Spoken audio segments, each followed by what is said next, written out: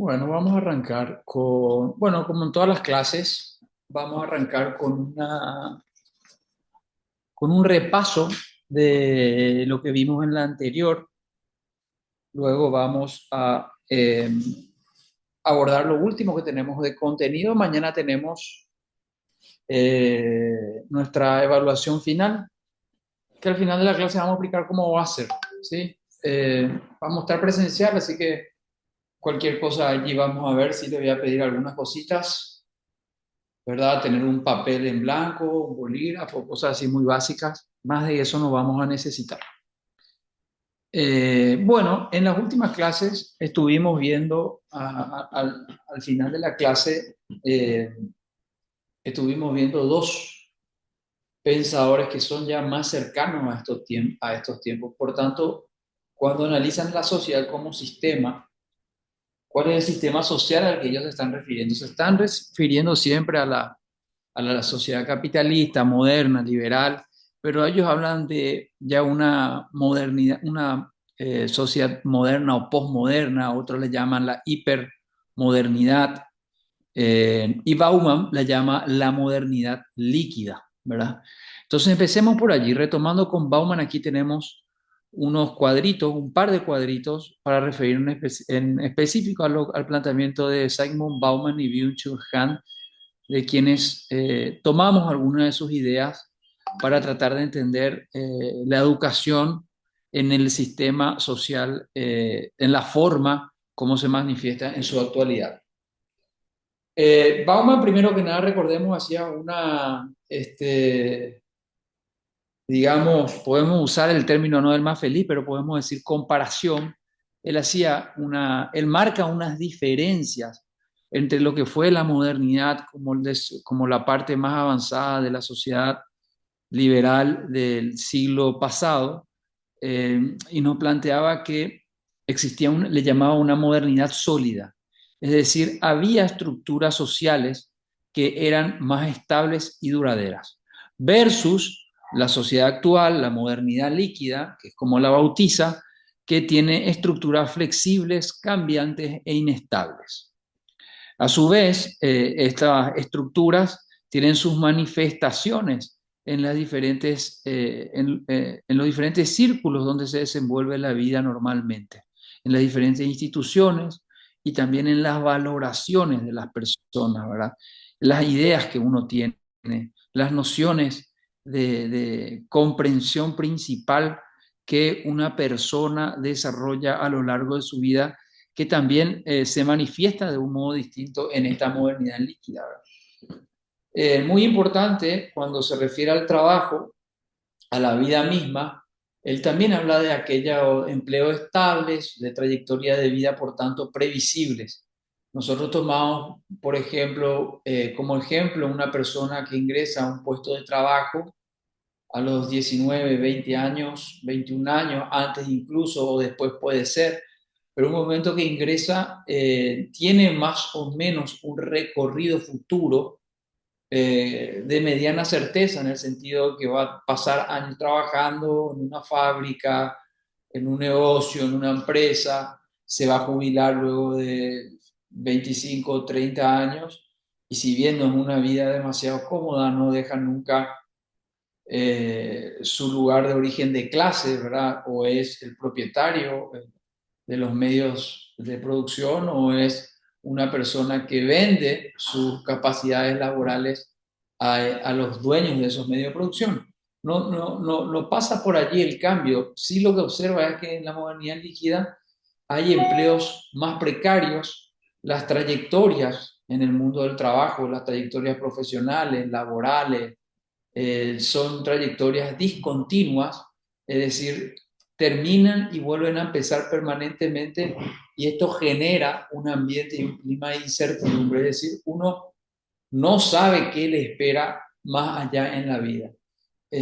No tiene seguridades sociales, no tiene garantías durante su vida de adulto mayor, no tiene, por tanto, posibilidades de proyectar un marco de futuro, porque su marco de futuro está muy limitado a hoy, a mañana, e inicia esta historia de la vida al día, vivir al día. Hoy me fue bien, mañana tengo tales posibilidades, después no me fue tan de la misma manera, tengo estas menos posibilidades y nunca puedo observar más allá de esa proyección de 24 horas, de una semana, de un mes o tal vez de 1 o 2 años, quien tiene más suerte, pero no puedo estar seguro para planificar dentro de esa escasez, pero escasez por lo menos al fin y al fin en la modernidad sólida, una escasez que por lo menos era trazable en el tiempo, en el sentido que al tener cierta estabilidad me permitía hacer ciertos planes, ¿verdad? Eh, Habla también del problema que esto genera a nivel de identidad de las personas y sus relaciones sociales. Las identidades sólidas y los roles definidos en la pirámide social de la modernidad sólida es confusa y sus límites son difusos en la modernidad líquida. Las identidades, por tanto, se vuelven cambiantes y las relaciones se vuelven todas frágiles y temporales. Eh, a menudo uno de esto puede escuchar de la historia de las personas que más grandes que nosotros, o las que nos antecedieron, la historia de los abuelos, padres, etcétera, bisabuelos, donde incluso los círculos de amistad, los círculos comunitarios eran grupos muy fijos, la familia, o sea, uno tenía su mundo circundante muy establecido a lo largo de la vida, y eran quienes lo acompañaban prácticamente todo el tiempo, durante todo su pasaje terrenal, digamos, ¿verdad? Sin embargo, también al tener el mundo del trabajo y las estructuras sociales tan flexibles, inestables y cambiantes, vivimos en diferentes roles y vivimos también en diferentes grupos sociales. Eh, entonces, incluso podemos hablar allí de una amistad líquida. Bauman tiene algún texto donde habla del amor líquido, ¿verdad? Esa manifestación al seno de la idea de familia y de cómo se entendía el amor en la modernidad, también es distinta. Y esto, por supuesto, si tiene estas estructuras sociales, son estructuras sociales, es decir, sobre ellas están basadas todo lo que es el mundo del trabajo, de la identidad y las instituciones en general del Estado moderno. Además, también las instituciones que, si ya que hacen a la vida un Estado moderno, si ya bien no son una parte directa, como la familia, la religión, la ideología, es decir, las instituciones tal cual lo conocíamos durante el siglo pasado, que de alguna manera generaba, al ser instituciones ciertas y permanentes, un nivel de confianza y de fiabilidad y de adhesión y de afiliación a esas instituciones, ¿verdad? Entonces uno estaba más apegado a su Estado, a su familia, a su escuela, a su religión, a su ideología. En la modernidad líquida, como a partir de tanta fragmentación y tanta discontinuidades, pues por supuesto lo que reina en el mundo de las instituciones y lo que eso genera es desconfianza, una desconfianza y una pérdida de la referencia a las grandes instituciones, que es acaso lo que estamos viviendo hoy al ver las políticas, ¿verdad? Eh, Saliendo un poco de Paraguay, donde todavía tenemos fuertes los partidos tradicionales, pero no creo que escapen tampoco de esta dinámica. Aparte no se hace ningún favor tampoco como para poder continuar, ¿verdad? Pero lo que pudimos ver o lo que se puede observar en general con el advenimiento de unas nuevas fuerzas de ultraderecha, el fascismo, Trump, Netanyahu, el Brexit que saca a Inglaterra del Mercosur, Bolsonaro en Brasil, Milei en Argentina, etcétera, es una desconfianza y una pérdida de esa confianza en las instituciones democrático-republicanas, porque como dijimos en las clases anteriores, tanto discurso que nos dio el liberalismo durante la modernidad, esas promesas no pudieron cumplirse, no satisfizo las necesidades más básicas y principales para la sobrevivencia humana. ¿Acaso entiéndase alimentarse bien, un techo para vivir, ni qué decir el ámbito de la educación, ni qué decir el ámbito del mundo del trabajo, ni qué decir un buen vivir, una vida digna, un buen pasar, la vida es corta, hay una sola hasta donde sabemos y esa vida no ha mejorado, no existió ese paraíso en la tierra como nos prometieron. Eh, entonces, ante tanta insatisfacción, ante tanta pérdida de identidad, ante tanta falta de referencias de esas grandes instituciones, lo que prima, lo que reina es el descontento y el descontento con la desconfianza y eso termina en planteamientos de ruptura hacia procesos que ya vivimos 100 años. Ahora estamos ante la repetición de la historia simplemente, solo que en un contexto diferente. Para Bauman en la modernidad líquida, cuando que la aparición, el advenimiento, la aparición y la llegada de los gobiernos de este tenor hace 100 años con Mussolini, Franco, Hitler, y que tuviera su reflejo con los autoritarismos militares en América Latina, eso se dio en un contexto de disputa de relatos políticos en el marco de la modernidad sólida. Entonces, allí por lo menos había, si bien podemos considerar equivocada la ideología nazi, pero había una confianza, generaba podemos equivocada, ¿no? De terror la ideología nazi, pero había sin embargo una facilidad de apego porque eran instituciones y estructuras sólidas, para utilizar los términos y continuar con la terminología que nos plantea Bauman. Entonces esas grandes referencias eran abarcantes y eran satisfactorias y las promesas que daban generaban una referencia que resultaba atractiva o atraía a grandes masas sociales. Eso hoy no existe, o existe rara vez, o existe de manera difusa, confusa. Entonces lo que prima es la confusión y la confusión se hace el campo de cultivo para una nueva llegada de versiones similares, pero versiones igual de líquidas como la modernidad según Bauman.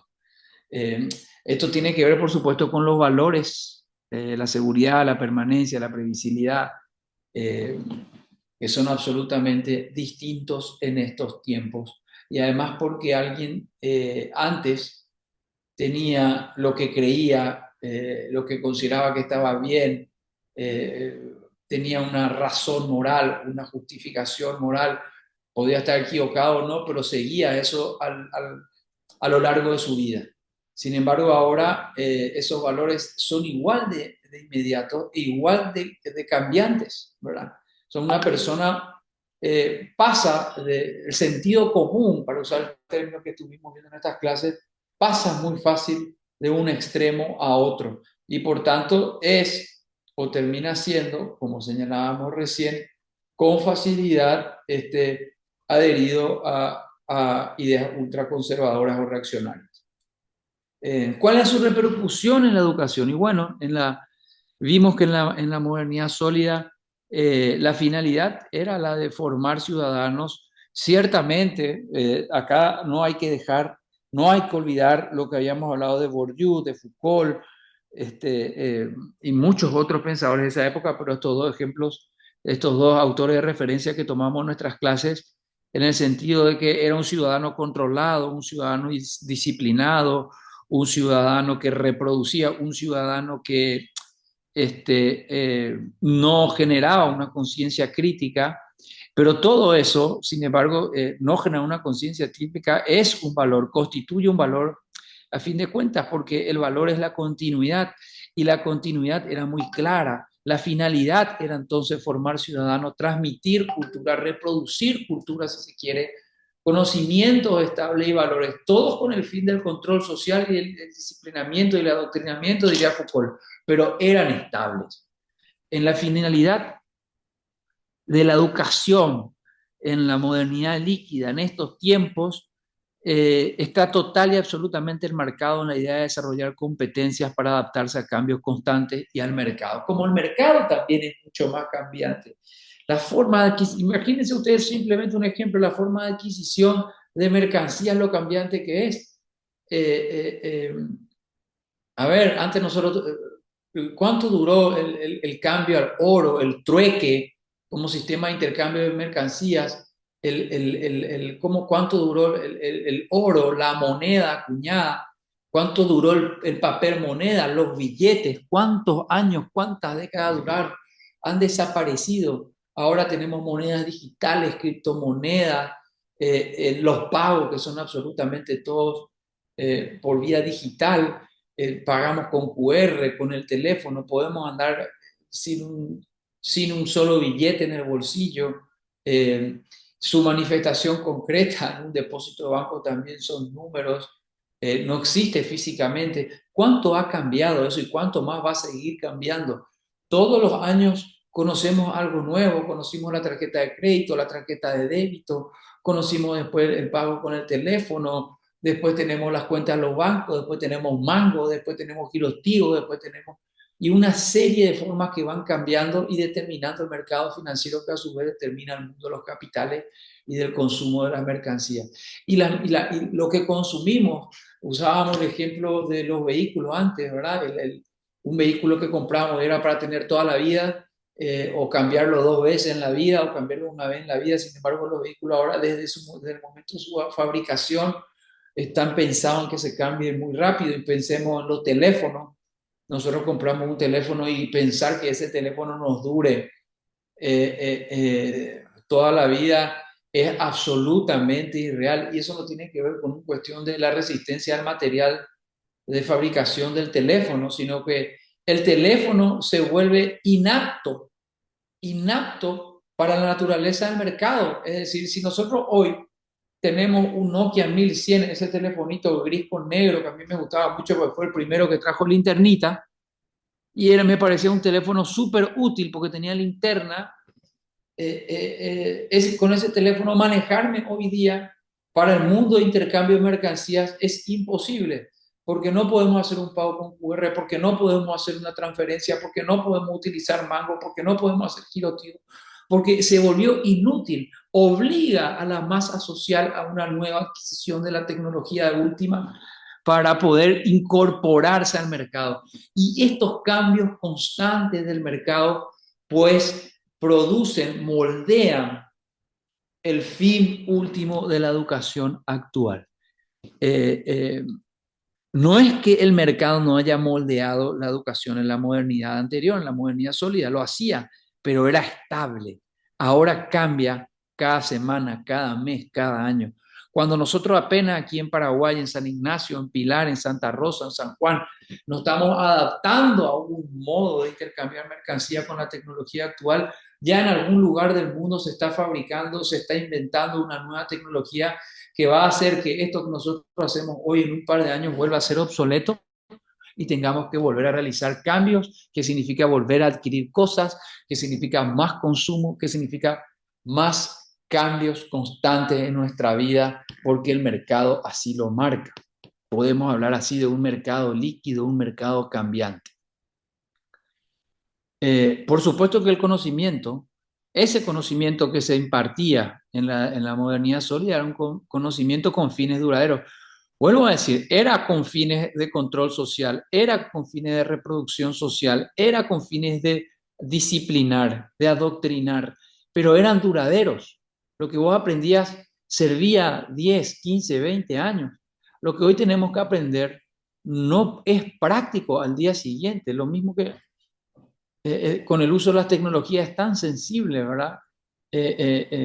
Si nos hubiéramos congelado nosotros en el año 2007, 2008, cuando los teléfonos ya eran a colores, ya tenían pantalla, ya quitaban fotos, ya quitaban cámara, y nos congelamos y nos descongelaban ahora en el año 2026 y nos traen un iPhone, un Samsung, un Huawei, un Honor, uno de estos teléfonos, ahora no vamos a saber utilizarlo. Todo lo que aprendimos en el 2006 para adaptarnos a esa tecnología ya se volvió absolutamente obsoleto, y la educación, por tanto, tiene ese fin, un fin ultra útil, ultra práctico, ultra inmediato, de actualización permanente del día a día, para que nosotros podamos desenvolvernos en la sociedad de mercado actual. Tenemos que acompañar esos cambios que antes se daban cada 30, 40, 50 o 100 años y de manera paulatina. Ahora nosotros la vemos de una manera mucho más dinámica, mucho más rápida. Nos perdemos en la ruta tecnológica en un segundo, nos perdemos en la ruta del mercado en un segundo. La educación se esfuma, lo que aprendimos ayer ya no nos sirve mañana. La escuela como una institución central era estable y estaba legitimada socialmente.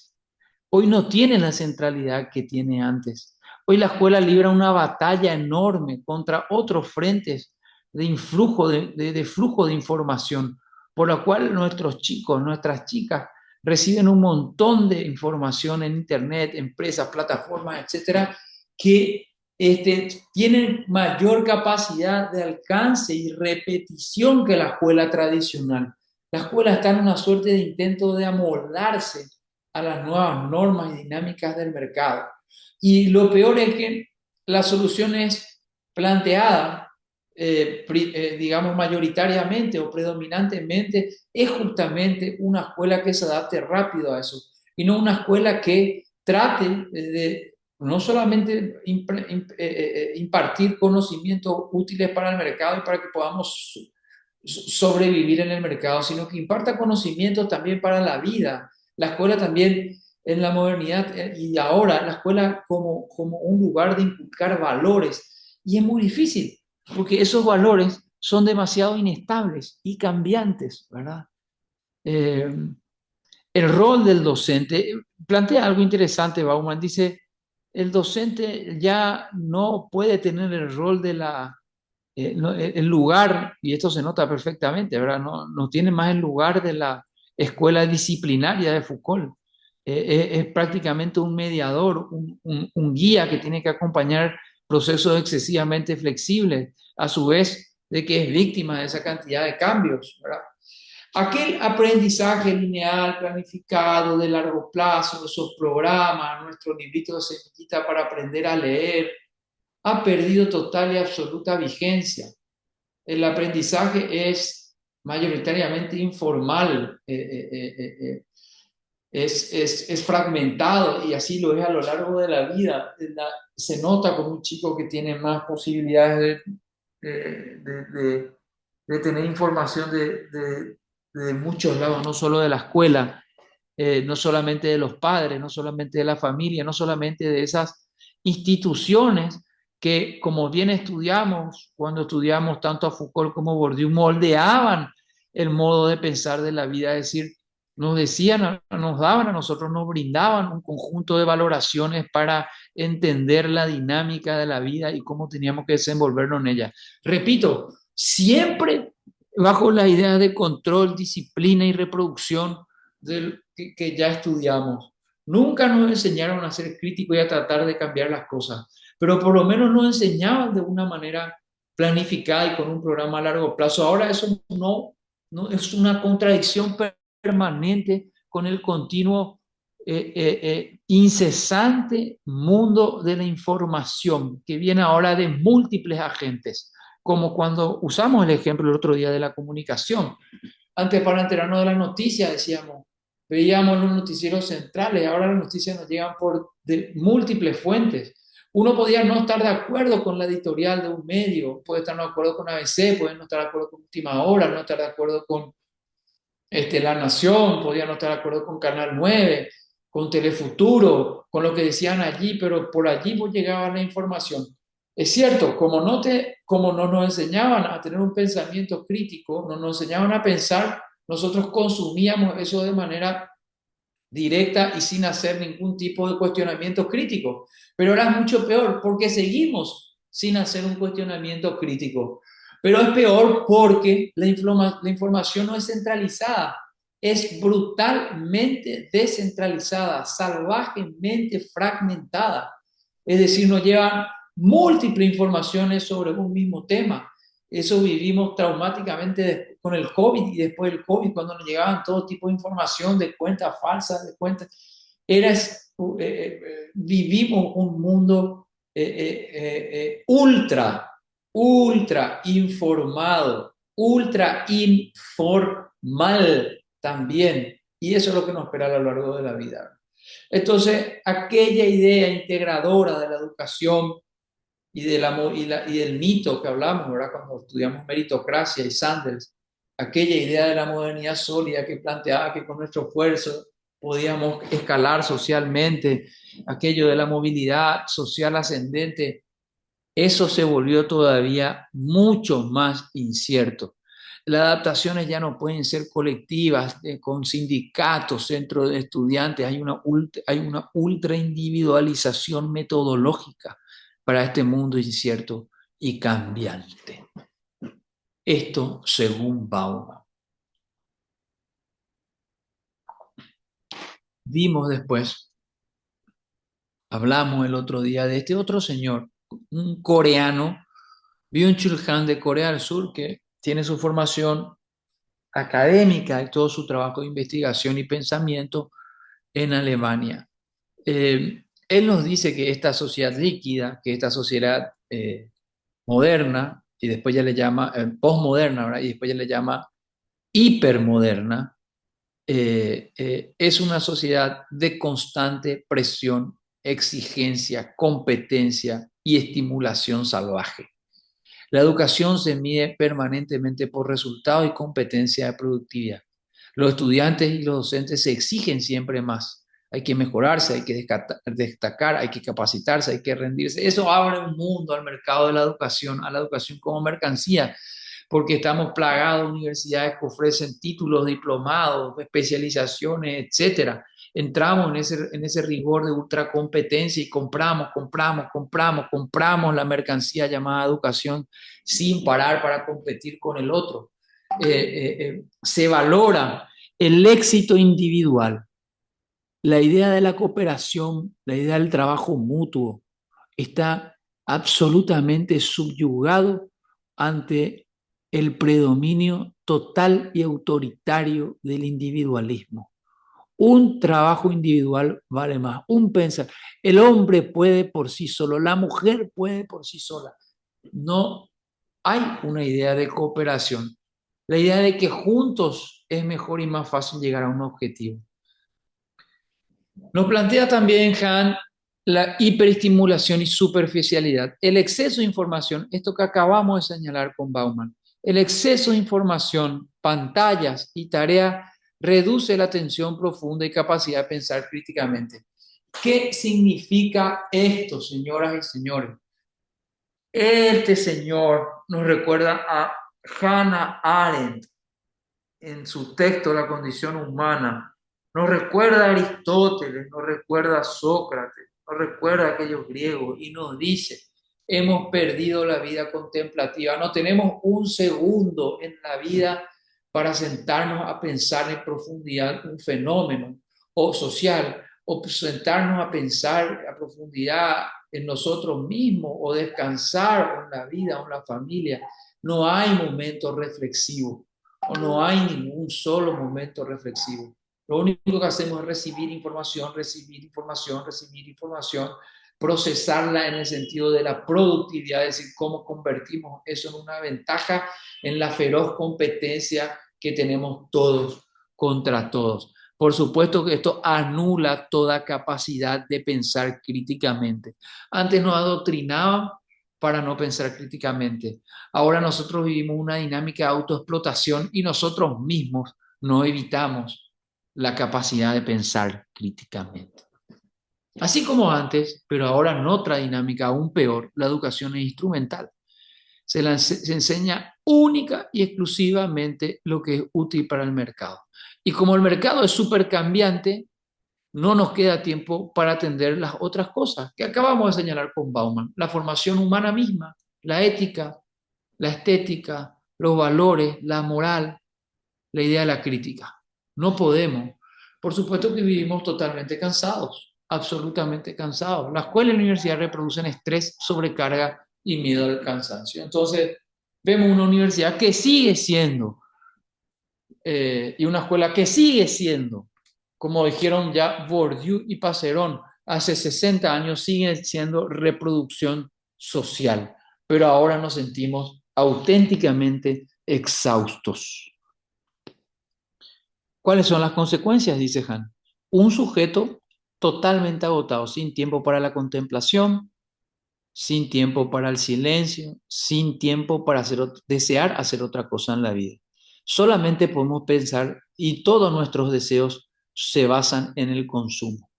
La pérdida del sentido se estudia y trabaja sin un para qué profundo, solo para rendir y cumplir metas externas e inmediatas y concretas y que finalmente se traduce en dinero, en capacidad de consumir. Perdimos todo sentido de la vida misma, de eso que retomó en la condición humana Hannah Arendt al hablarnos y recordarnos sobre la vida contemplativa que tanto nos habían advertido los griegos. Por supuesto, en esta dinámica permanente, en esta locura, en este desenfreno, hay una inseguridad permanente porque nunca es suficiente el esfuerzo, nunca es suficiente la educación, nunca es suficiente la capacitación, nunca es suficiente nada. Siempre tenemos que correr más y más. Entonces, como pueden ver, no hay epistemológicamente hablando diferencias entre, por lo menos diferencias significativas entre Byung-Chul Han y Bauman, o con, y con Foucault o Bourdieu o Sanders, ¿verdad? Estamos en lo mismo, reproducción del sistema neoliberal. La educación produce sujetos adaptados a la lógica del rendimiento, a la lógica del mercado, del rendimiento al mercado. Por lo tanto, como ya hablamos cuando hablamos de Michael Sanders en la clase anterior, cuando estudiábamos la meritocracia, la tiranía del mérito, hablábamos de que la ultra individualización, el individualismo rampante como metodología de vida, nos lleva lógicamente a un debilitamiento de todo lo común. Se pierde el encuentro genuino y la construcción colectiva, se pierde todo lo público. Hablamos la vez pasada que el espacio de la esfera pública se achicaba ante el de la esfera privada. Y el de la esfera privada, encima de todo, no son simplemente grandes corporaciones, son individuos unos pegados a otros, como pequeñísimas láminas, unas contra otras en una competencia salvaje. No hay ya nada común. Casi somos todos enemigos de todos. Por eso que Han propone recuperar el ocio, recuperar la pausa, la contemplación, recuperar el espacio público, recuperar la plaza, la reunión en la plaza, la ronda de tereré en la vereda, que bueno, es una traducción paraguaya mía. Lógicamente, Han no debe saber que tomamos tereré en Paraguay, pero recuperar esos espacios que sirven para el ocio y del ocio que produce el descanso y el descanso que nos ayuda a pensar, para empezar a entender que convivir es lo que da sentido a la existencia. A nosotros ahora nos apartaron el con del vivir, simplemente vivimos como individuos aislados. Bueno, esto como un repaso y resumen de lo que vimos con estos dos señores en en los anteriores encuentros. Y quiero hacer ahora un aterrizaje a América Latina. Y para aterrizar a América Latina tenemos que irnos otra vez a la modernidad, unos años atrás, porque voy a tomar yo creo que un referente fundamental en América Latina que plantea un paradigma distinto para la educación. Yo les digo sinceramente, no sé si es estratégicamente correcto el modo de disputa que plantea este señor, Paulo Freire, pero es muy bonito lo que nos dice. Paulo Freire es un brasileño, un pedagogo brasileño, cuyo texto más conocido y principal no encontré, hoy no me acuerdo si ya alcé o no alcé, pues no estaba encontrando su texto Pedagogía del Oprimido. Claro, para Paulo Freire vivimos una sociedad de opresores y oprimidos. Opresores son todos aquellos que tienen poder. Poder tienen todos aquellos que tienen los medios de producción, capacidad adquisitiva sin fin, y los oprimidos son los que no tienen más que, como dijimos hace un rato, su capacidad de trabajo, su capacidad laboral para venderle a los dueños de los medios de producción. Las personas con poder económico, político, esos son los opresores. Y las clases sociales oprimidas son las clases trabajadoras, campesinas, las grandes mayorías sociales, que son, sin embargo, lo que realmente generan la riqueza, dice él, porque la fábrica no funciona sin obreros, y la batata, la mandioca, la soja o el algodón no se plantan sin campesinos, pero la riqueza producida queda en manos de unos pocos. Esos pocos son los opresores y oprimen a los demás, porque de esa manera mantienen sus privilegios de clase. Bajo esa premisa, así entiende la modernidad, y así entiende la modernidad en América Latina, en Brasil y en América Latina, Paulo Freire. Entonces, ¿cuál es su idea central? Sostiene que la educación nunca fue neutral, algo que ya estuvimos viendo en las clases anteriores. La educación no es neutral, tiene un fin y juega para alguien. O sirve para reproducir la opresión y las desigualdades. Acá pueden ver cómo Paulo Freire epistemológicamente no se aparta de los puntos de partida de Bourdieu y Passerón, o sirve para liberar a personas, ayudándolas a comprender críticamente su realidad y a transformarla. ¿Quiere decir que existe una educación para liberar a las personas? Esa sería la pregunta. Critica la educación y le pone le apoda, le pone un sobrenombre, le llama la educación bancaria. Freire critica el modelo tradicional de enseñanza que llama educación bancaria, donde el docente deposita conocimientos, el alumno recibe, memoriza y repite, y existe una relación vertical y autoritaria. No hay democracia. Es decir, el docente es una autoridad y los estudiantes simplemente son receptores memorizantes y repetidores de lo memorizado. En esta relación autoritaria no hay un plano pedagógico igual y no hay, por tanto, tampoco una finalidad de educación pensada, valga la redundancia, en el pensar, sino en el repetir. Por eso que tiene que ser vertical y autoritaria, porque si yo doy paso a que el alumno o el estudiante piense por sí mismo, estoy abriendo una pequeña veta al pensamiento crítico. Y la educación, dice Freire, en esta sociedad no tiene ese fin. Su fin es memorizar y repetir. Según Freire, este modelo reproduce sujetos pasivos y funcionales al orden dominante. Y como pueden ver en esta frase, Freire no se aleja ontológica y epistemológicamente de lo planteado ya, como vimos, por Foucault. Ahora, este nos da una propuesta. Este señor nos da una propuesta. Nos hablaba de una educación liberadora, una pedagogía para el oprimido. Y bueno, que nos cuenta el Pablo Freire cómo es esta educación liberadora. Una alternativa. Propone una educación dialógica y crítica, basada en el diálogo entre docente y estudiante, en la reflexión sobre la realidad concreta, en la participación activa y en el desarrollo de la conciencia crítica, a lo que llama concientización, ¿verdad? Que nosotros después escuchamos mil veces la palabra concientización en cualquier cosa, pero el sentido que le da Paulo Freire es el desarrollo de una conciencia crítica o capaz de generar una idea crítica respecto a la información que está recibiendo. El estudiante no debe ser un receptor pasivo, sino un sujeto capaz de pensar, cuestionar y actuar sobre el mundo.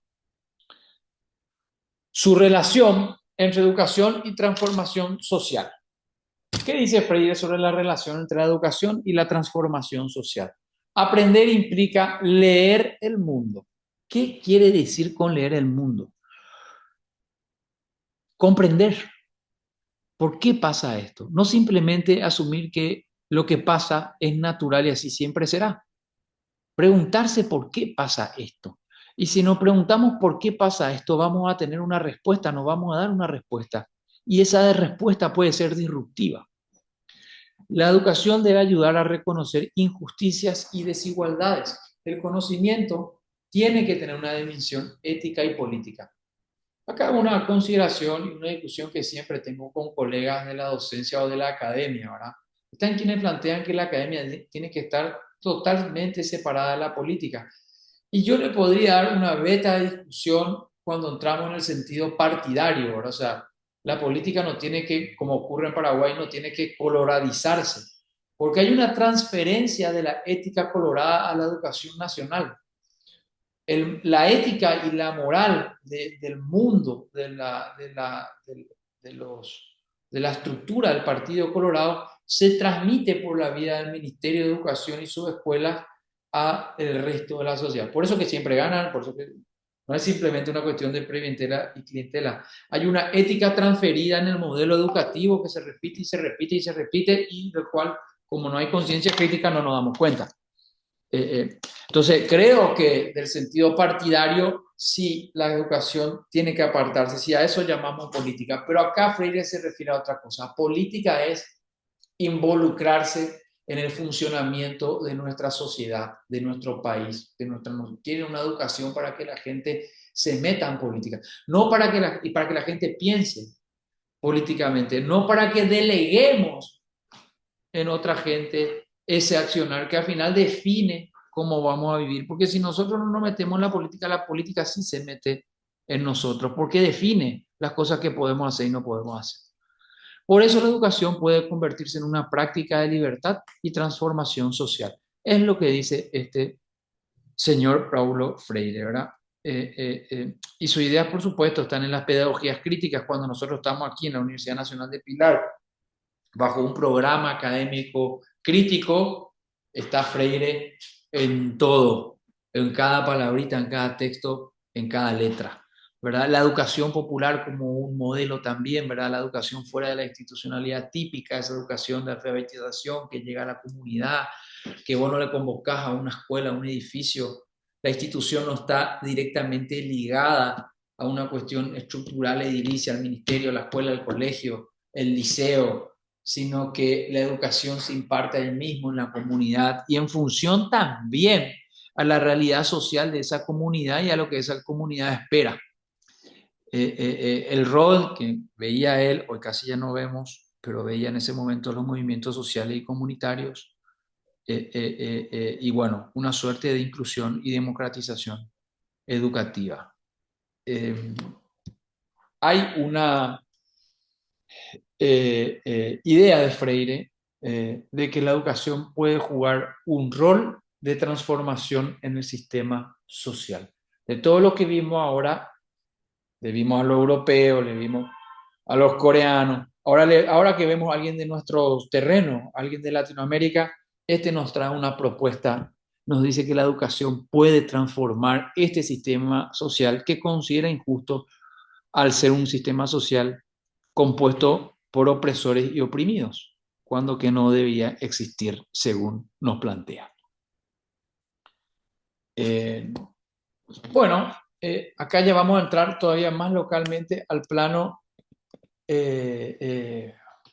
súper local, porque esto ya es producción pilarense.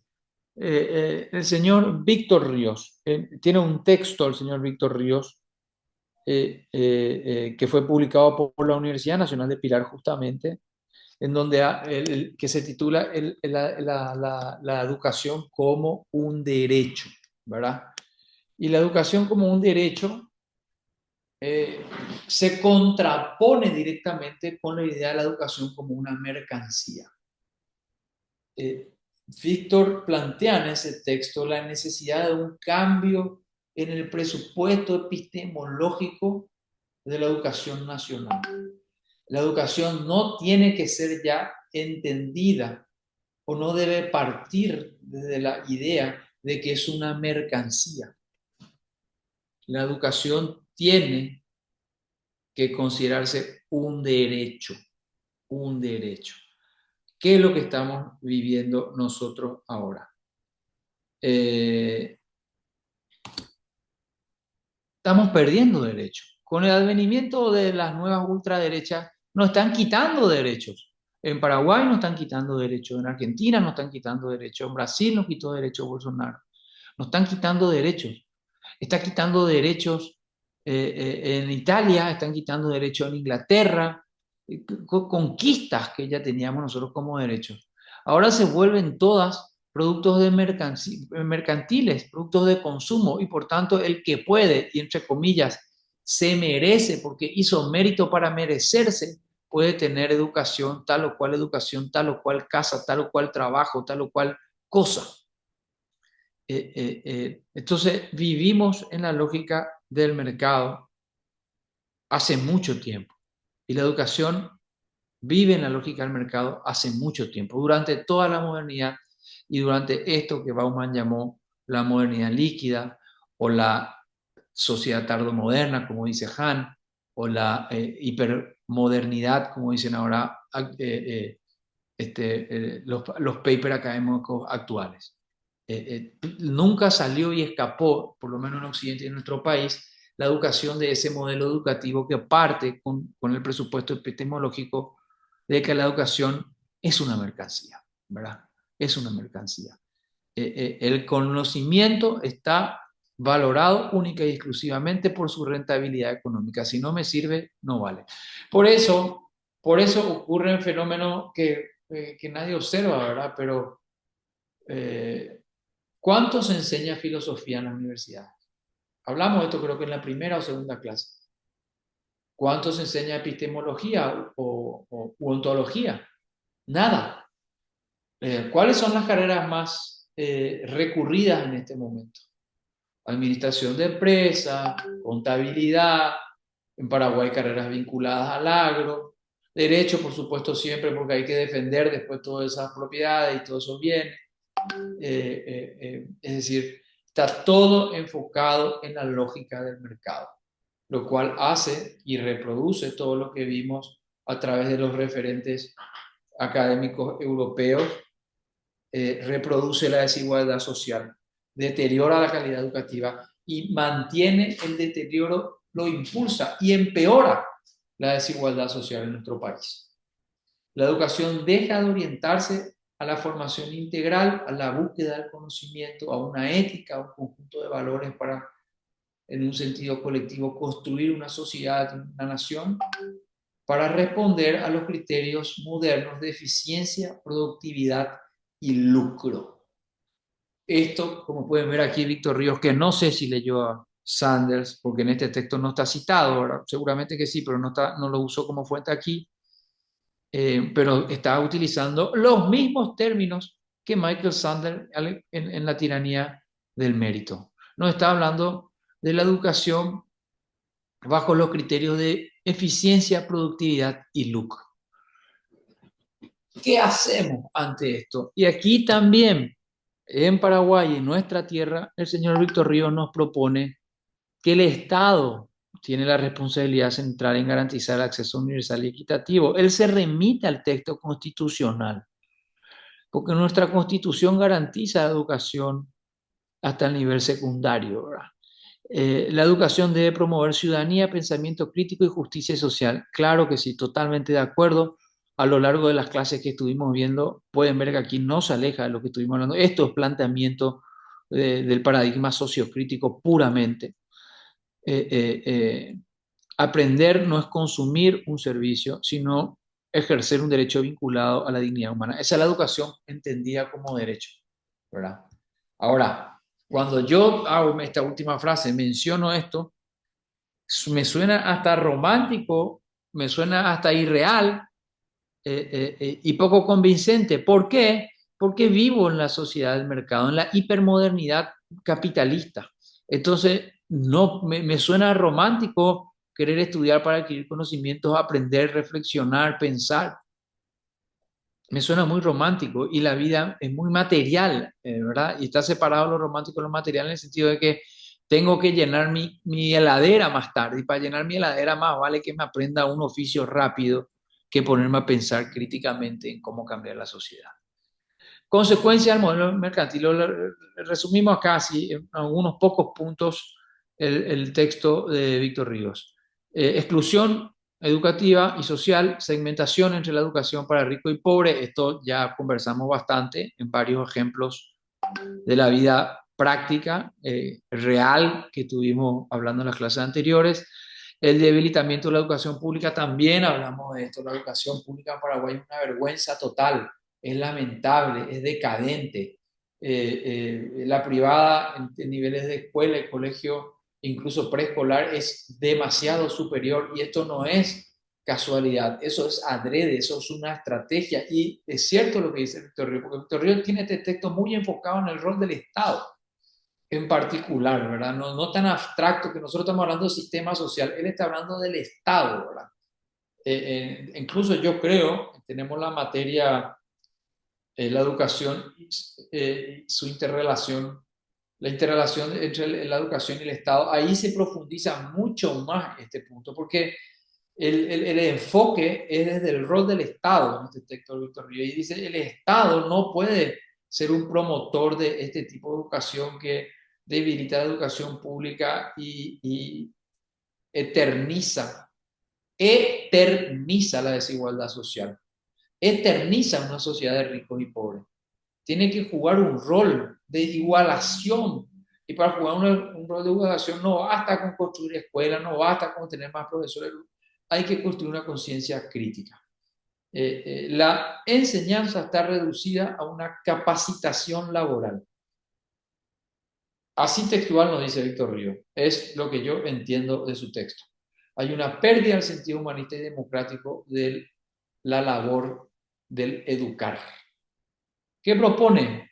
Fortalecer todos los factores, igualdad, participación, pensamiento crítico, la idea de la solidaridad que nos lleva a pensar que nos empuja a pensar en desacralizar el individualismo y entender que juntos es mejor. Pero esto es tan básico, es algo que la humanidad se dio cuenta, pero cuando le costaba al cavernícola dar vuelta a la rueda, solo se dio cuenta que entre cuatro sí podían dar vuelta a una piedra y hacerla una rueda. Pero la modernidad y ahora la hipermodernidad o la sociedad tardomoderna nos volvió otra vez cavernícolas, porque estamos todos empujando la piedra solos nuevamente. Entender el conocimiento como una herramienta de emancipación social, aquí pueden ver, bueno, acá casi estamos leyendo otra vez a Paulo Freire en estos términos, ¿verdad? De Víctor Ríos.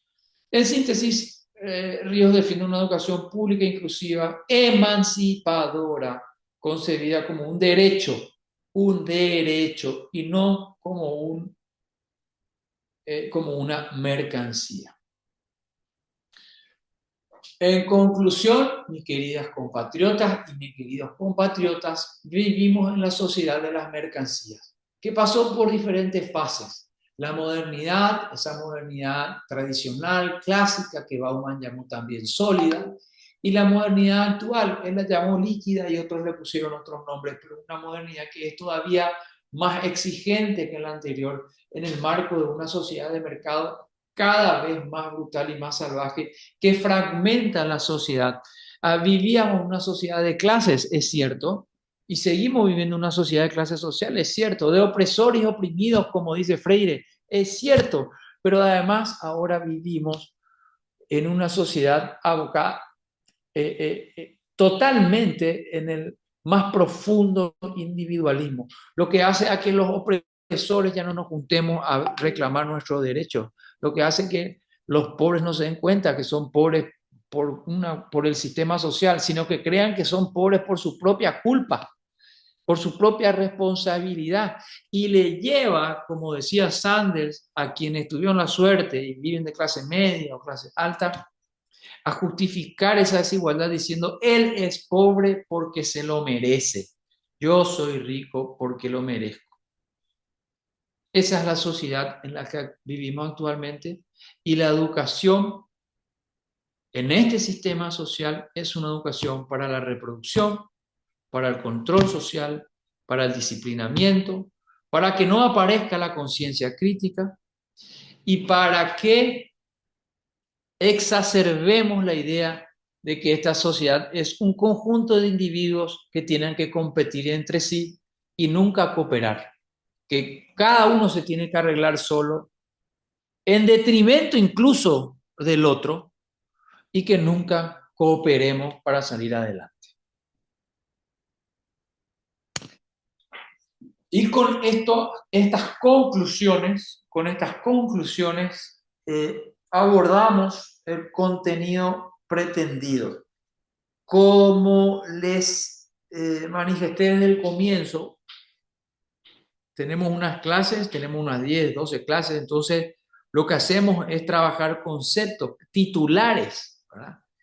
Cada uno de estos señores a los que tomamos sus ideas nos ayudaron a llegar a esta conclusión del final. Todos sus textos se encuentran en bibliotecas virtuales, físicas. Esta última del doctor Río está en las bibliotecas de la facultad, de toda la facultad de la UNP. Se puede curiosear y profundizar mucho más. Lo importante es comprender que la educación tiene en este momento un papel continuista y funcionalista en el sistema social, donde las leyes del mercado son las leyes que nos marcan la vida. Bueno, y acá tengo redes sociales para estar en contacto. No está el WhatsApp porque, claro, ya estamos en el grupo, ya tienen mi número, de ahí pueden sacar. Están sí las otras redes sociales para que me sigan y yo les sigo y podamos escribir allí, intercambiar cosas, encontrarnos. Acá lo que no está es mi email, que bueno, mañana les paso ahora el mail también para intercambiar de repente textos que les interesen, paper académicos, o cualquier consulta, ¿verdad? Cualquier consulta, después cuando quieran pensar temas de tesis más adelante, qué sé yo, por cualquiera de estos medios me pueden encontrar. A ver, vamos a dejar de compartir pantalla y así le voy a ver de nuevo. Bueno, voy a ver sus nombres, ¿verdad? Bueno, 7:15 recién, ahora que abro el reloj, abro la pantalla y veo la hora. Creo que vine demasiado rápido en la clase de hoy porque esta es una clase pensada en 2 horas. Así que con más razón que nunca abrimos el micrófono para dialogar, quitarnos dudas, si se le ocurre algunos ejemplos de la vida regular, cotidiana, para entender estos conceptos planteados, soy todo oídos.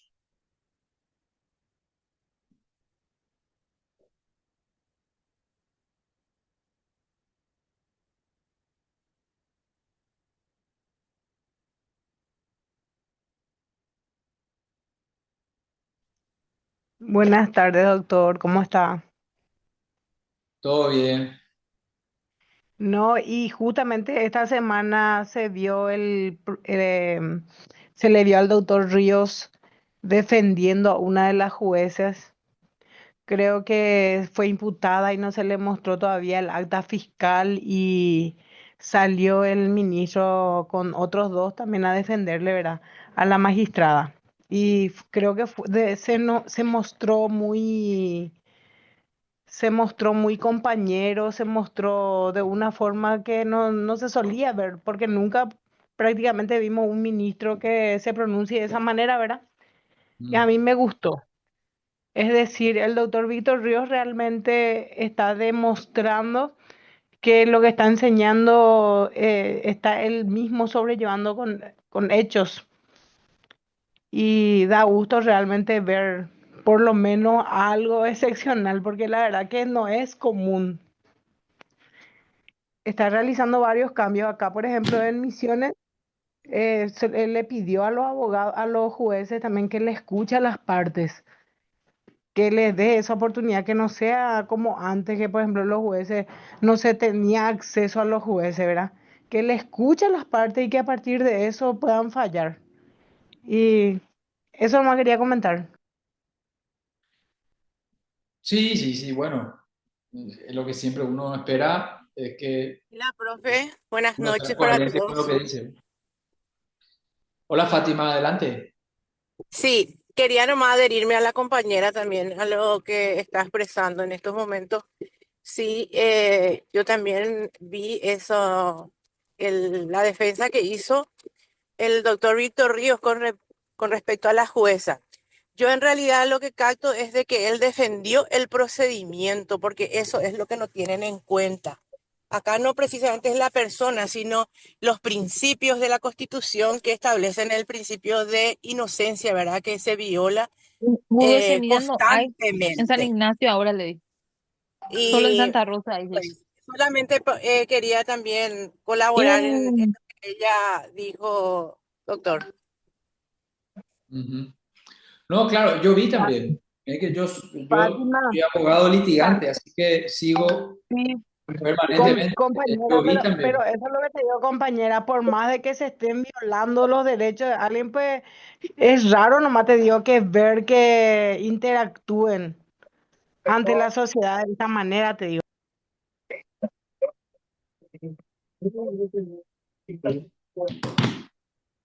Eh, sí, pero quiero agregar algo. Está ¿Cómo bien, festejó eso? está bien, está bien, está bien, está bien, está bien, está bien. El problema, claro, tiene un contexto muy difícil, es solo, ¿verdad? Hay nueve ministros de corte, hay cámara, hay 45 senadores, 80 diputados. Uno no me había dicho que me veí. ¿Eh? Gaviota, tu micrófono, se le Eh, abre el micrófono y está hablando de otro tema, profe. sí, ya, ya. Es difícil, ¿verdad? Pero claro, es una forma de tratar de ser crítico y levantar la voz y gente como nosotros que estamos atendiendo, escuchamos y como, mira un poco, ahí alguien está diciendo algo, ¿verdad?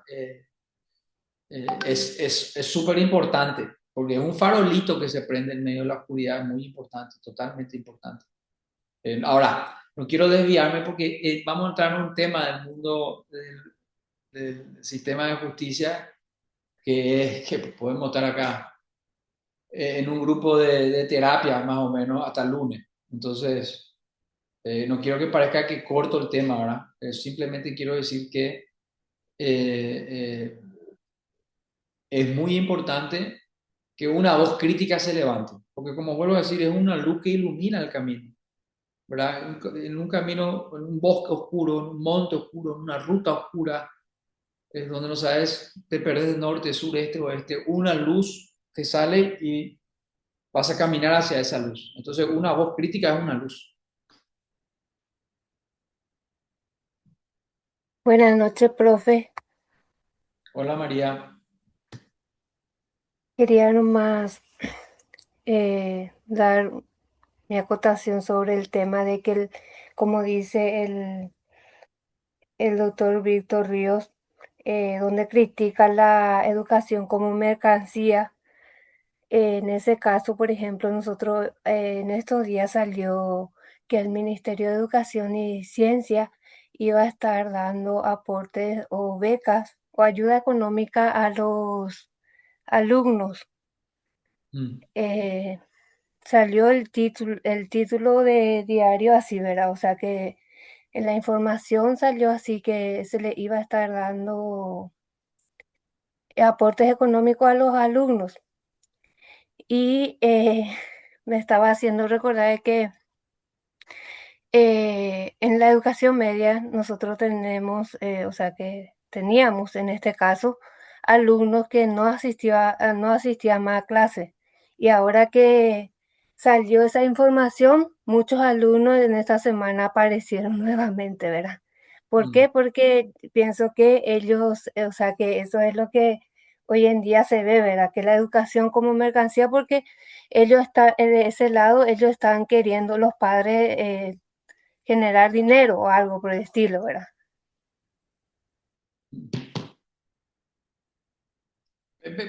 Sí, sí, sí. Llegamos a puntos como ese. Imaginémonos, ¿verdad? Imaginémonos. ¿Qué tal, Boye? ¿Qué tal? Bien, bien. Decime sobre la teoría de Bauman. ¿No hay cierto sesgo eh, con la nostalgia, con lo que es en pocas palabras, con lo que antes era mejor y todo lo actual está en decadencia? ¿Qué pensás sobre No, este enfoque? sí, sí, sí, entiendo. Hay gente que plantea eso, pero yo lo que creo es que eh, viste que hay tipos voy a hacer una traspolación casi grosera al campo de la investigación social, que ustedes conocerán, ¿verdad? Porque a la hora de hacer una tesis, qué sé yo. Ustedes pueden hacer una investigación, la investigación puede tener diferentes naturaleza. Una de ellas es el campo descriptivo. O sea, vos describís una situación y para describir una situación metodológicamente utilizás la comparación. Entonces vos tenés un modelo estudiado, conocido, vivido, con análisis empírico concreto, datos, etcétera, acabado, pero por todos lados, como se tiene en la sociedad moderna, en sus diferentes ámbitos, ¿verdad? Puede ser educación, el mundo del trabajo, la vida financiera. Bauman entra en cada uno de esos puntos en otros textos. Él tiene el principal, que es la modernidad líquida, y después tiene varios textos que son complementarios. Incluso llega a hablar de la amistad, del amor, etcétera. Ya entra al plano subjetivo del ser humano, casi un campo psicosocial respecto a su tesis principal. Entonces él toma la modernidad anterior, que es lo que conoce, y conoce, estudia a fondo, la describe y allí la compara con la actualidad. Para darnos a nosotros una diferenciación de cómo avanzó la modernidad, porque lo que están analizando en realidad es la sociedad de mercado capitalista. Entonces, cómo avanzó la sociedad, hacia dónde evolucionó esa sociedad de mercado capitalista. Y pedagógicamente casi divide en dos términos, ¿verdad? Eh, hay una importante cantidad o sea, un importante volumen de trabajo y de académicos y de pensadores críticos que casi no hacen la división entre modernidad y sociedad posmoderna o modernidad y líquida y sólida. Simplemente la llaman modernidad y la ven como una continuidad, ¿verdad? Más además porque cuando en los 90 cae el muro de Berlín y se presenta un señor de nombre Francis Fukuyama, un filósofo, y dice, este es el fin de la historia. ¿Por qué era el fin de la historia? Porque los dos grandes relatos que explicaban la modernidad, el relato comunista, socialista, ¿verdad? Y el liberal, finalmente cayó la Unión Soviética, y decía, cayó el bloque comunista, perdió la batalla, ganó y se impuso el liberalismo, y ahora solamente ya va a haber liberalismo. Se terminó la historia, hay un vencedor, ¿verdad? Eso tiene después una inmediata repercusión en el análisis, en el pensamiento, porque ahí hacen un corte y dicen, bueno, durante toda esa disputa, eso fue la modernidad. Y ahora se abre una nueva era donde ya no hay dos relatos, sino hay uno. Esa es la posmodernidad. Entonces empiezan a hablar de un neocapitalismo y traen unos conceptos así, ¿verdad? Que varios pensadores, Lipovsky, bueno, muchísimos, ¿verdad? Me viene Lipovsky, La Era del Vacío, que es un texto muy bueno, que tiene un poco esa idea. Y otros pensadores que también tenían como una continuidad nomás, esto, Habermas, de la escuela alemana. eh, pero, ¿por qué te digo todo eso? Porque en realidad todos están dentro de la explicación del mismo fenómeno histórico. Lo que hace Bauman y hacen otros en ese caso es darle un corte, hacer una comparación y ponerle rótulos para que vos, yo y todos podamos entender y debatir. No siento una nostalgia, lo que siento es una enorme preocupación. Y no solamente en Bauman, allí te puedo citar otros autores, donde el mismo Byung-Chul Han, Agamben, el italiano, Mark Fisher, que les comenté el otro día, eh, Sandel mismo, este, eh, hay también unos norteamericanos, bueno, me van a ir viniendo los nombres, capaz mañana me acuerdo, ahora no quiero tampoco llenar pero todos ellos, lo que te hablan es de un hiperdesarrollo un hiperdesarrollo de las dinámicas del mercado y una repercusión en el ser humano todavía mucho peor y que se da de otras formas, es decir, mucho peor de lo que planteó antiguamente Marx y los primeros críticos, y que se da de otras formas. No es más tan simple la relación como oprimidos-opresores, explotados-explotadores, capitalistas, trabajadores, en donde los dueños de los medios de producción explotan a los que no tienen medio de producción, y los que no tienen medio de producción solamente, como les dije, les queda vender su fuerza de trabajo, su capacidad laboral a los dueños de medio de producción. Que haya otras formas de explotación, que haya otras formas de relaciones laborales, que haya otras formas también de propuestas de resolución de esos problemas en modelos de sociedad, como están haciendo los chinos. Es decir, que se complejizó más la lectura, porque se complejizó más el fenómeno de los primeros estudios de finales del siglo XVIII y XIX, ¿verdad? Simplemente creo que eso es lo que está en el fondo, no hay una nostalgia, hay una descripción. Ahora, si me preguntás a mí, la pucha, entre en esta sociedad donde estamos todos cortados unos con otros, ultra fragmentados, individualismo rampante, claro que prefiero la época en la que había un sindicato y yo me podía juntar con un sindicato y teníamos nuestro propio periódico y leíamos nuestro periódico y teníamos nuestro propio pensamiento y éramos críticos y luchábamos juntos, ¿verdad? Ahora en la idea de bajo los parámetros del ultraindividualismo, no luchamos juntos, luchamos solos, ¿verdad? Y no luchamos contra el opresor. Yo lucho contra vos luchas contra mí, Alba lucha contra Mabel, Mabel lucha contra Catalina, Catalina contra María, luchamos contra nosotros, mientras que las élites privilegiadas se mantienen y disfrutan como nosotros nos echamos la culpa y nos matamos entre nosotros. Y eso está bien descrito, esto que te estoy diciendo ahora está bien descrito fenomenalmente por todos estos autores que te mencioné. Pero muy buena tu pregunta. Entendible. Y se me viene otro ejemplo bastante particular, que sería Japón. Japón es súper estructurado, súper meritocrático, pero tiene ciertas formas de llevar su día a día en cuanto a lo que es el trato laboral, sus creencias de que entre más hago, más rindo, más sirvo, y termina desgastando su vida. Incluso tienen una palabra para lo que es desvivirse en horario laboral. Sí, se generó Japón, claro, Japón es devastada en la Segunda Guerra Mundial y después es un enclave norteamericano, ¿verdad? Eh, Se traspoló ahí la cultura norteamericana así entera y el capitalismo y norteamericano y bajo esa dinámica fue casi una experimentación, ¿verdad? Es uno de los grandes modelos, grandes ejemplos de hiperproductividad, hipereficiencia y hipereficacia. Ahora, nunca te hablan de las consecuencias sociales que eso tiene, ¿verdad? De la locura desatada entre la gente, de la ultraexplotación. Viven 70, 80, 90 años, qué sé yo cuánto viven, pero viven para generar riqueza para otro, viven trabajando sin parar, viven una dinámica de estrés brutal, tienen una de las escalas de índice de suicidio más alto del mundo, es decir, no les sale gratis eso.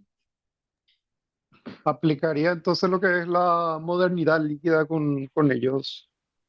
Sí, ¿sabes quién les toca un poco? Bueno, todos hablan siempre un poco de Japón, pero muy bien Mark Fisher en el realismo capitalista.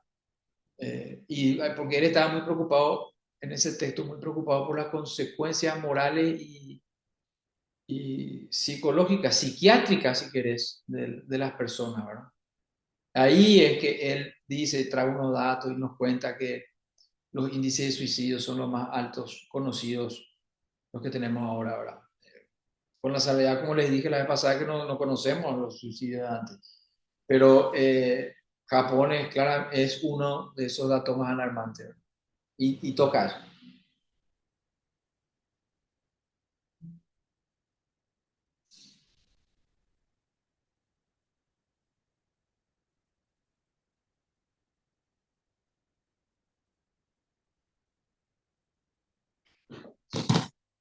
Bueno, chicos y chicas, vamos a lo de mañana. ¿Alguien quiere hablar todavía? Me interrumpe nomás. Si está esperando animarse, qué sé yo, me interrumpe nomás. Si no, mañana igual nos vemos. Quiero pensar la clase de mañana. La clase de mañana en realidad es una evaluación. Eh, por suerte presencial, y yo estoy allí para ayudar, ¿sí? No vamos a tener un modelo tradicional de examen, ¿verdad? Aprovechando que tenemos esa libertad de cátedra, vamos a tratar de metodológicamente acercarnos lo más que podemos al campo crítico, ¿verdad? Y no tener un examen ultra funcionalista, memorista y todo eso, ¿verdad? Entonces vamos a tener unas 5 preguntas, van a contestarse individualmente, les pido a todo el mundo hoja blanca y bolígrafo, señalar primero que nada el nombre y el número de cédula, nombres completos y cédula. Y yo les voy a pasar las preguntas mañana o les llevo el proyecto en el PowerPoint las preguntas, que son 5 nada más y tienen que ver directamente con el contenido. Pueden llevar teléfonos, computadoras, de hecho lleven, porque el examen va a ser a texto abierto, digamos, o sea, pueden consultar el aula virtual, los textos que están allí, el PowerPoint, etcétera, ¿verdad? Por supuesto que si yo les di la pregunta para que me contesten y me vienen a preguntar a mí, yo no les voy a dar la respuesta. Además porque son respuestas que tienen como intención que piensen, no una respuesta cuántos 1 más 1 es igual a 2. Entonces, no tiene una respuesta súper concreta, ¿verdad? Y lo que se va a evaluar es la comprensión del concepto, ¿sí? La comprensión del concepto. Es decir, puede ser que mañana tengamos 30 respuestas diferentes para la pregunta 1 o que parezcan diferentes, pero 28 de ellas se puede dar uno cuenta que el concepto estuvo captado, entonces ese es un punto correcto en el examen, ¿verdad? De eso se trata. Los que me parezcan que no tuvieron la respuesta que tiene que tener, yo le voy a contestar, ¿verdad? Le voy a contestar. No sé todavía cómo voy a contestar en el aula virtual, si subo la foto, marco allí o escribo un texto en esas correcciones, ¿verdad? Eso creo que voy a pensar todavía un poco más. Tal vez hagamos lo siguiente. Estamos dialogando. Respondemos las 5 preguntas que pueden hacerse a papel y dejamos el aula abierta 48, 72 horas para que pasen a limpio. Mejor así, no me complico con entender la letra, ¿verdad? Pasan a limpio y alzan individualmente. Pero el examen no va a ser ahí uno detrás de otro individual. El examen, no, así tipo, tengo que atender que ustedes no se copien. No, porque ya es texto abierto y es dialogable. No quiero que me pregunten a mí mucho, pero hablen entre sus compañeros. Los grupos que ya tienen pueden juntarse en ronda y contestar conjuntamente. Si hay 8 respuestas iguales porque se trabajó en grupo, a mí eso no me parece mal. Lo que me parece mal es copiarse, porque ahí sí ya es una cuestión de ética, pero si el grupo llegó a la conclusión de que, qué sé yo, si el grupo llegó a la conclusión de que la educación en la sociedad actual, en consecuencia con el modelo social, es preferible nomás que sea funcional y que no haya una transformación y que siga un continuismo epistemológico en pos de la supervivencia. Y bueno, el grupo quiere poner eso y pone eso. A mí no, yo no voy a estar de acuerdo con la respuesta primero, no voy a entender que se copiaron. Es una respuesta grupal que va a estar traducida en cada examen individual. Segundo, yo no voy a estar de acuerdo con la respuesta que me dieron, pero al leer la respuesta que me dieron, claramente me doy cuenta de que se entendió la clase, de que se entendieron las definiciones, los conceptos y las divisiones de conceptos. Entonces, yo punteo igual. No es que yo tengo que estar de acuerdo con lo que ustedes ponen para que yo ponga el punto. Además, cuando no estoy de acuerdo me suele gustar mucho más porque hay un argumento. El argumento es lo central, ¿ok? Por eso, el examen de mañana, para que no relajen, tienen sus compu, teléfonos, todo abierto. Se juntan con su grupo, trabajan en conjunto. Vamos a empezar a las 9 de la mañana y son 5 preguntas, así que yo creo que tiempo suficiente es 1 hora, 2 horas podemos poner, si se termina antes, de 9 a 11. Y nos liberamos, dejamos la hora porque van a trabajar en su casa pasando a limpio, ¿verdad? Van a trabajar en su casa pasando limpio el sábado, el domingo, el lunes, ¿sí? Entonces ese más o menos sería nuestro circuito evaluatorio. ¿Les parece? Dudas, por favor, ahora. Mañana igual nos vemos, ¿verdad? No pueden, antes de empezar podemos despejar cualquier duda nuevamente.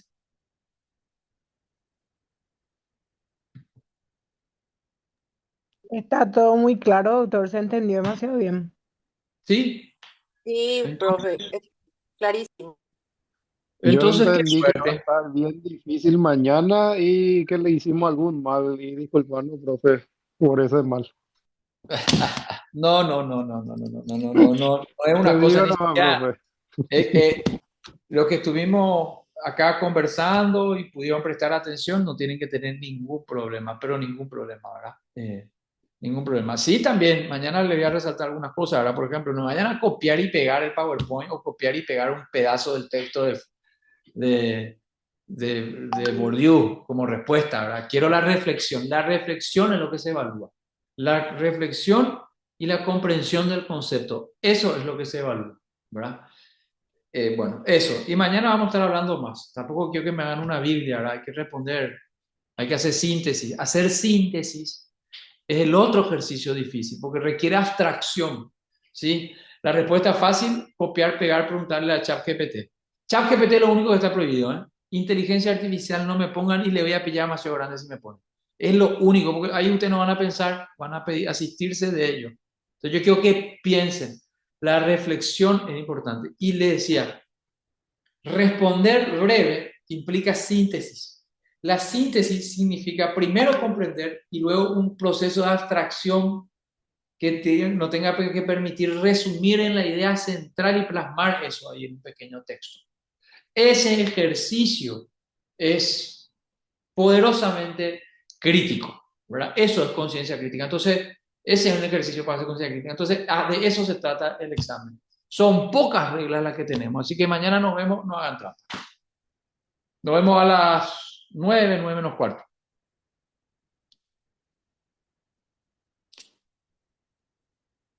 ¿Estamos? Gracias, profe. Gracias. Hasta Bueno, buen viaje mañana, para los que tengan profe. que viajar Gracias, mañana. Nos profe. vemos. Nos vemos mañana, te esperamos por acá. Chao, chao. Muchas Vale, gracias. profe, hasta mañana.